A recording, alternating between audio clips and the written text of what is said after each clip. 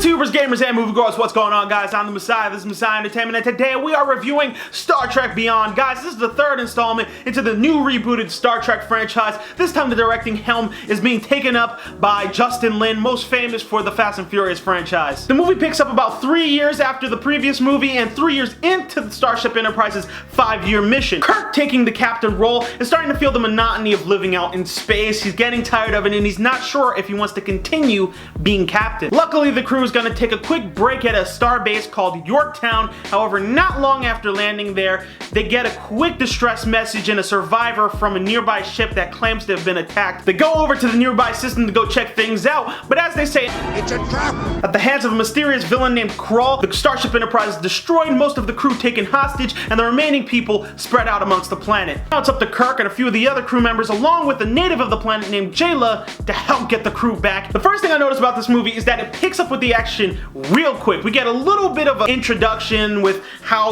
they've been dealing with being in space for 3 years straight. After that, we get right into the ambush and the attack, and the Enterprise goes down, and it's like it gets right into the action. That's one of the things I was thinking about walking into this movie, was that Justin Lin, he's done the Fast and Furious movies and it was nothing but high octane, hot action, and I was expecting him to bring that into this movie, and he definitely did. The battles in space are really well done. There's some crazy good action in this movie, and it specifically works for this movie because it feels more like an adventure than the other two did. Going to these weird, crazy new planets and exploring things and meeting new alien races and stuff like that. Here it definitely feels like you're with some space explorers, and I really kind of like that. As much as I love what J.J. Abrams did with the previous two movies, this one felt nice to go to a brand new world and only be in that world. A lot of the previous movies took place on the ship, you know what I mean? You went to other planets, but this one, pretty much the entire film is based on being on this planet. And the longer you're there, you start to learn more about the villain and more about the planet itself and what's been here before, and I really like that feeling. It just has a totally different feel than the previous ones. And honestly, it's sort of, I read this somewhere, someone said, and I totally agree,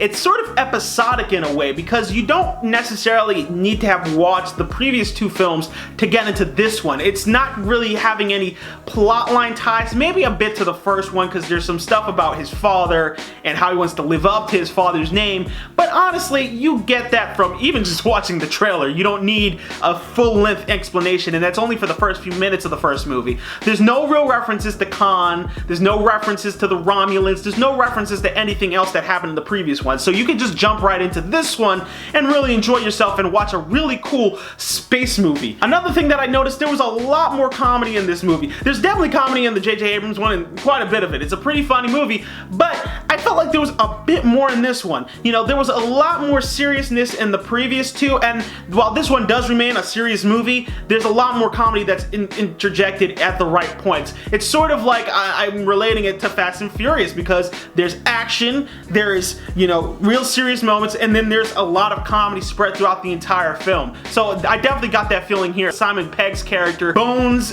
quite a few times. Even Spock gets some funny lines, and so I really enjoyed that part. And that's another thing. We've gotten a lot more of these characters than we've ever gotten before, especially characters like Bones, Uhura, Sulu. We get looks at them in the previous two films, but they do a lot more in here than I think they've ever done in any of the previous films. People like Chekhov, they were really great. We get to see that Sulu has a family. Bones gets to do some of the action scenes in this movie, as does Chekhov and Uhura. Overall, I was really impressed with how they pretty much highlighted over the entire crew, and they're able to bring in other new characters like Jayla. She was really cool and interesting, and it was cool listening to her backstory and listening to her history on the planet and watching her grow together with the rest of the Enterprise crew. The villain, Idris Elba's character, was pretty cool too, and I liked hearing how him and his race and his people came to be. They're shrouded in mystery in the beginning. You're not really sure what the heck they're after, what they're trying to do, and then you find out their backstory, their history, and you're like, wow, that's actually pretty good. If I had any real nitpick, it would be that I wish that for some of Krull's men, besides maybe like 3 individuals from his species, including Krull himself, they all seemed pretty CGI, you know? It reminded me of the clone troopers from the prequels, how they were all CGI characters.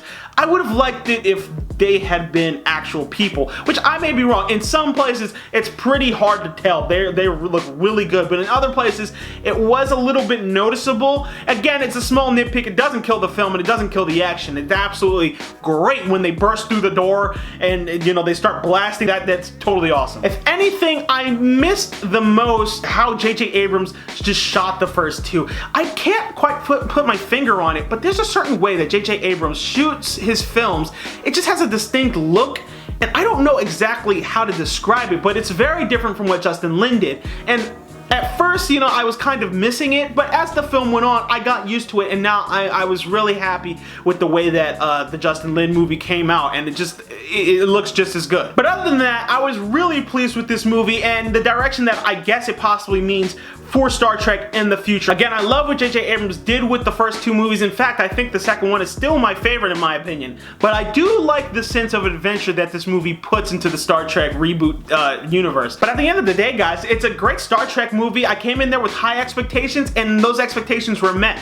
It was a really great film. Watching them in succession of one another, I did like a little marathon with Star Trek 2009, Star Trek Into Darkness, and then went straight into Star Trek Beyond. And it was a great experience. It was great to see the evolution of the characters, especially someone like Kirk, who was really immature in the first one, a bit more mature in the second one, but still a little bit reckless. And then in this one, he really seems like he's coming to his own. He's really starting to take up the mantle of the leader and being a wise, responsible leader. And I really like that about this movie. You also see the relationships between these characters start to evolve as well. Spock and Kirk really seem like good, genuine friends, and I really like seeing that. Overall, guys, I'm gonna have to give this movie a 9 out of 10. The Force is strong in this one. It was great on all accounts. The action absolutely killed it. The story was really good. The characters and the acting on the characters was phenomenal as always with these Star Trek films, and I would definitely recommend that you guys go run and check this movie out. It's a really good movie. Justin Lin absolutely knocked it out the box, and I cannot wait to see what they have in store